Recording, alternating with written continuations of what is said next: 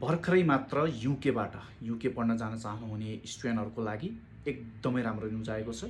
यो न्युज के हो त भन्दा युनिभर्सिटी अफ ब्रेडफोर्डले मे इन्टेकको लागि BSc honours business and management कोर्समा एप्लिकेसन ओपन गरेको छ।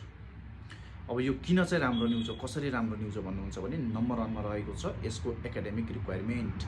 यसको एकाडेमिक रिक्वायरमेन्ट मात्रै 2.2 GPA र यदि इङ्ग्लिसमा बी छ भने तपाईले विथआउट आइएलटिएस पनि पाउनुहुन्छ। तर ग्याप भने 3 इयर्सको मात्र लिन्छ, 2023 अनवर्ड चाहिँ हुन पर्यो है।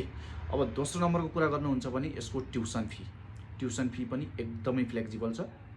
फर्स्ट इयरमा तपाईको 10,939 मात्रै हो भने सेकेन्ड इयरमा पनि 10,955 पाउन्ड मात्रै तपाईको ट्युसन फी पर्न जान्छ।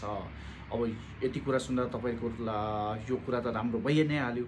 र अब अर्को कुरा पनि के राम्रो छ त भन्दा यसको क्याम्पस चाहिँ दुईटा ठाउँमा छ, जुन चाहिँ लिभरपुल र मेन्चेस्टरमा छ भने यो लन्डन भन्दा बाहिर भइहाल्यो। अनि लन्डनको तुलनामा हेर्ने हो भने यसको लिभिङ कस्ट पनि तपाईलाई सस्तो पर्न जान्छ। अब लो जीपीए पनि एक्सेप्ट गर्ने, विथआउट आइएलटिएस पनि एक्सेप्ट गर्ने, ट्युसन फी पनि एकदमै फ्लेक्सिबल अफोर्डेबल ट्युसन फी र लिभिङ कस्ट पनि सस्तो पर्छ भनेपछि यो भन्दा राम्रो गुड न्युज चाहिँ तपाईलाई के नै हुन्छ र।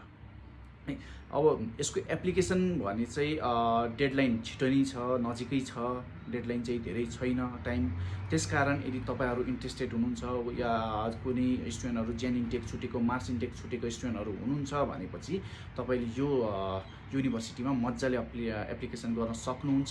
त्यसकारण यदि इच्छुक हुनुहुन्छ भने चाहिँ नयाँ बानेश्वरमा रहेको elite movers education consultancy visit गर्नुहोला।